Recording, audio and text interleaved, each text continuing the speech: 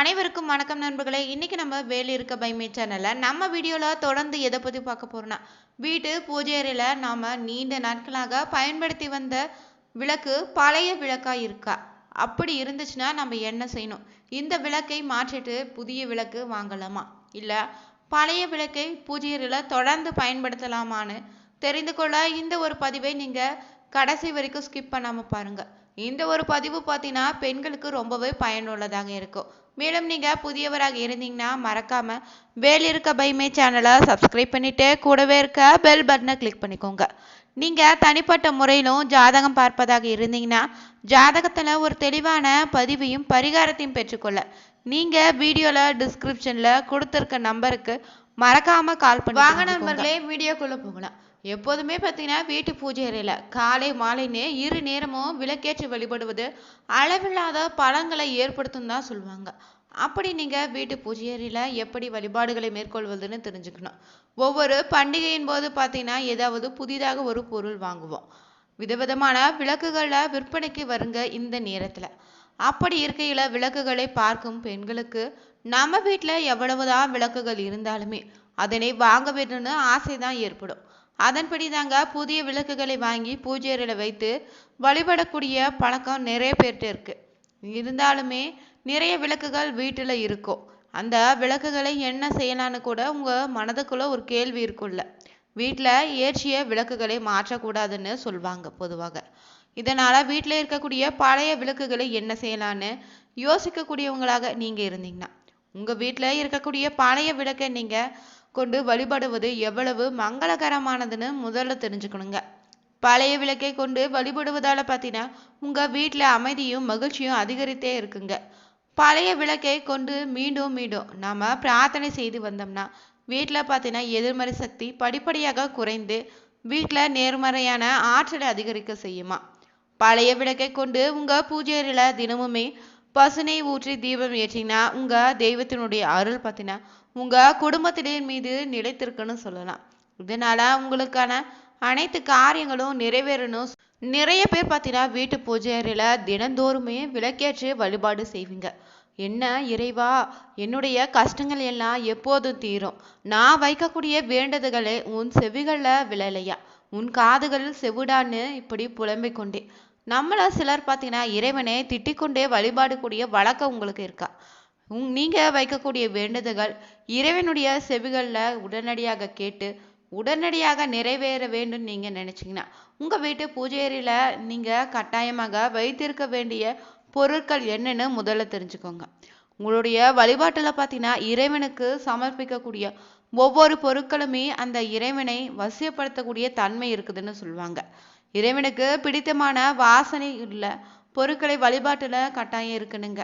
அந்த வரிசையில் பார்த்தீங்கன்னா இறை வழிபாட்டுக்கு ரொம்பவே முக்கியமான சில பொருட்கள் சொல்லுவாங்க.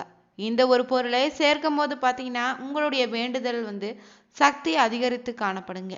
குறிப்பிட்ட இந்த ஒரு பொருள் உங்களுடைய வேண்டுதலை பார்த்தீங்கன்னா உள்வாங்கி அந்த வேண்டுதலையும் பிரார்த்தனையும் இந்த பிரபஞ்சத்துக்கு விரைவாக அடைந்துட்டு அதற்கான பலனையும் பெற்றுத்தருன்னே சொல்லலாம். இது பார்த்தீங்கன்னா நம்முடைய முன்னோர்கள் சொன்னிய ஒரு அறிவுரைங்க. நாம எல்லோருக்கும் தெரிந்த ஒரு பொருள்னா அது குங்குமப்பூ தான். இந்த குங்குமப்பூவை முறைப்படி வீட்டு பூஜை அறையில வைத்து வழிபட்டா உங்களுக்கு கிடைக்கக்கூடிய பலன்கள் என்னன்னு தெரிஞ்சுக்கோங்க. குங்குமத்திற்கு எவ்வளவு சக்தி இருக்குது அதே அளவுக்கு தாங்க இந்த குங்குமப்பூவிற்கு இருக்குதான். இதனால குங்குமப்பூவை நீங்க கொஞ்சம் விலை உயர்ந்த பொருளாக இருப்பதாலேயோ சிறிதளவு வாங்கி கொண்டு கூட உங்க வீட்டு பூஜை அறையில வைத்து வழிபாடுகளை நீங்க செய்யலாம். வாரந்தோறும் வரக்கூடிய சனிக்கிழமையில நீங்க இந்த ஒரு வழிபாட்டை மேற்கொண்டாலே போதுங்க. ஒரு சிறிய பித்தளை சொம்பல சுத்தமான தண்ணீரை எடுத்துக்கொண்டு அதில் நீங்க பார்த்தீங்கன்னா துளசி இலையும் அருகம்புல் சிறிதளவு மஞ்சத்தூள் சேர்த்துக்கொண்டு அதோடு இறங்குண்டு குங்குமப்பூக்களை சேர்த்து உங்களுடைய வழிபாட்டை நீங்க தொடங்குங்க. அந்த சொம்பினுடைய வாய்ப்பகுதியை பார்த்தீங்கன்னா உங்களுடைய உள்ளங்கைகளை வைத்துக்கொண்டு குறைகளை இறைவனிடம் வைத்திடுங்க. நீங்க வைக்கக்கூடிய வேண்டுதல் கட்டாயம் பார்த்தா இறைவனுடைய செவிகளில் சென்று அடையணும் சொல்லுவாங்க. விரைவிலேயே பார்த்தீங்கன்னா உங்களுக்கான பலனை நீங்க பெறலாங்க. பின்னர் பார்த்தீங்கன்னா இந்த வேண்டுதலை வைத்த பின்னாடி இந்த தண்ணீரை நீங்க சிறிதளவு தீர்த்தமாக பருகிக்கோங்க. மீதமுள்ள தண்ணீரை பார்த்தீங்கன்னா செடிகளில் சேர்த்துடுங்க. நம்பிக்கையோடு இந்த ஒரு வழிபாட்டை பார்த்தீங்கன்னா உங்க வீட்டு பூஜை அறையில தொடர்ந்து 11 வார சனிக்கிழமை செய்து வந்தீங்கன்னா உங்களுடைய வேண்டுதல் எதுவாக இருந்தாலும் அது நிச்சயம் அந்த இறைவன் நிறைவேற்றி தருவாருங்க. எந்த வீட்டில் பார்த்தீங்கன்னா பூஜைகள் தவறாமல் நடக்குதோ அந்த வீட்டில் தான் கடவுளுடைய வாசம் நிறைந்திருப்பதாக சொல்லுவாங்க. அந்த வகையில் காலை மாலைனே 2 நேரமே பூஜை அறையில் விளக்கேற்றி வழிபாடு செய்வது ரொம்ப முக்கியங்க. குறிப்பாக பார்த்தீங்கன்னா பூஜை அறையில் தினமுமே இருக்க வேண்டிய 2 பொருட்கள் சொல்லுவாங்க. அது என்னன்னு தெரிந்து கொள்வது ரொம்ப நல்லதுங்க.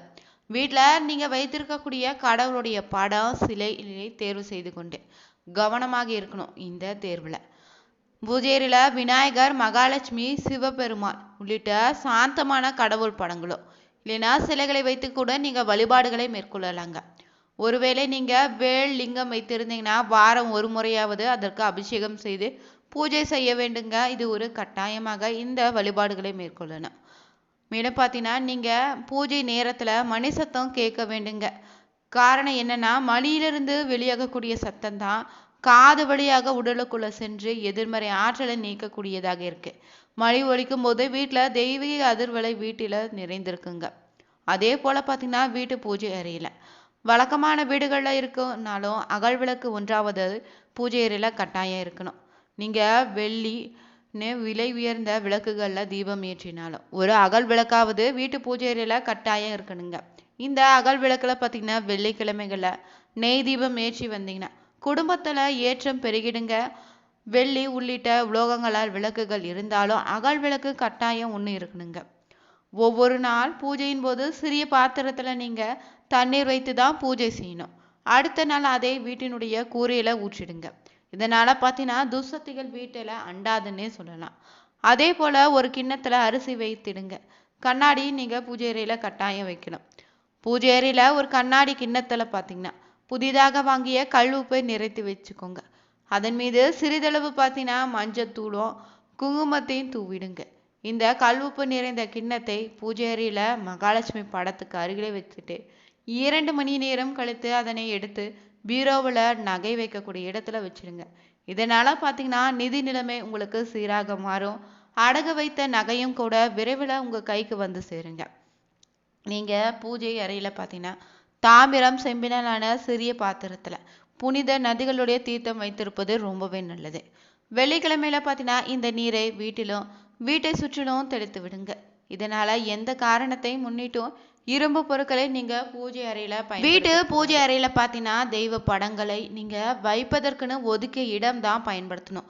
அந்த இடம் பார்த்தீங்கன்னா சிறியதோ பெரியதோ அந்த இடத்துல பார்த்தீங்கன்னா ரொம்ப சுத்தமாகவும் நறுமணம் நிறைந்திருந்தாகவும் பார்த்துக்கோங்க. சுவாமி படங்களை பார்த்தீங்கன்னா கிழக்கு, மேற்கு, வடக்கு திசைகளை நோக்கி இருக்கும்படி வைத்து வழிபடுங்க. தட்சிணாமூர்த்தி, நடராஜர் சுவாமி படங்களை மட்டுமே தெற்கு நோக்கி பார்த்து வைத்து வழிபடணுமா. இறந்தவர்களுடைய படங்களை நீங்க பூஜை அறையில வைத்தோ சுவாமி படங்களோடு சேர்த்து வைத்திடாதீங்க. உங்களுடைய முன்னோர்கள் வைத்து வழிபட்டாங்கன்னு சொல்லக்கூடிய படங்கள் நன்றாக இருந்தா மட்டும்தான் நீங்க பூஜைக்கு பயன்படுத்தணும். சேதமடைந்த சுவாமி படங்களையோ சிலைகளையோ வீட்டுல வைத்திருப்பது நல்லது இல்லைங்க. அதே போல சிலைகள் வைத்து நீங்க வழிபடுவதாக இருந்தீங்கன்னா சிறியதாக இருக்கணுங்க. அதற்கு நீங்க தினமுமே அபிஷேகம், அலங்காரம், ஆராதனை செய்துட்டு நெய்வேத்தியம் படைத்து வழிபட முடியும்னா சிலைகளை வைத்து வீட்டில் வழிபடுங்க. நீங்க கோவிலுக்கு போவீங்க, அங்குள்ள சுவாமி படங்களை வாங்கி வந்து வீட்டில் மாட்டி வைத்தால் மட்டும் போதாது. அந்த தெய்வம் உங்களுடைய வீட்டில் நிலை பெற்று இருக்கணும்ல. அதற்கு நீங்க என்ன செய்யணும்னா அந்த தெய்வத்திற்குரிய மந்திரத்தையும் பதிகங்களை தொடர்ந்து பாராயணம் செய்து கொண்டே இருக்கணும். அந்த ஒளியால ஈர்க்கப்பட்டு அந்த தெய்வ படத்திற்கு பார்த்தீங்கன்னா உரியேறுன்னு சொல்லுவாங்க. அந்த தெய்வத்தினுடைய அருள் உங்க வீட்டில் நிலைத்திருக்குங்க. உரியேறு, திரியேறுன்னு சொல்லுவாங்க. சிலர் வீடுகளை பார்த்தீங்கன்னா தெய்வ படங்க தங்களிடம் பேசுவதை போலவே இருக்குதுன்னு சொல்லுவாங்க. இதற்கு காரணம் இதுதாங்க. நீங்க அனைத்து சுவாமி படங்களையும் வைக்க வேண்டும்னு அடைத்தது போல வைக்கக்கூடாது. ஒரு படத்தின் மீது மற்ற படங்களையும் சொருகாதீங்க. சுவாமியினுடைய உருவம் தெளிவாக தெரியும்படி தான் நீங்க படங்களை வைத்து பூஜை செய்யணும். மேலும் பார்த்தீங்கன்னா புதிதாக வீட்டுக்கு குடியேற போவதாக இருந்தீங்கன்னா 5 தெய்வங்கள் ஒன்றாக இருக்கக்கூடிய படம், முருகன், லட்சுமி, சரஸ்வதி, பெருமாள் போன்ற 5 தெய்வங்களுடைய படங்கள் இருக்கக்கூடிய ஒரு படத்தை வாங்கி வைத்து பூஜை செய்வது ரொம்ப நல்லதுங்க. இந்த வீடியோ ரொம்பவே பயனுள்ளதாக இருக்கும். நீங்களும் உங்க வீட்டில் பழைய விளக்கு இருந்துச்சுன்னா நன்றாக இருந்தால் அதிலேயே வைத்து பூஜை அறையில் வழிபடுங்க. இந்த வீடியோ பிடிச்சிருந்தா நீங்களும் உங்கள் வீட்டில் எந்த விளக்கேற்றி வழிபடுறீங்கன்னு மறக்காமல் நம்ம கமெண்ட் பாக்ஸில் பதிவிடுங்க. மறக்காமல் நீங்கள் வேலி இருக்க பைமே சேனலை சப்ஸ்கிரைப் பண்ணிவிட்டு கூடவே இருக்க பெல் பட்டனை கிளிக் பண்ணிக்கோங்க. அனைவருக்கும் நன்றி நண்பர்களே.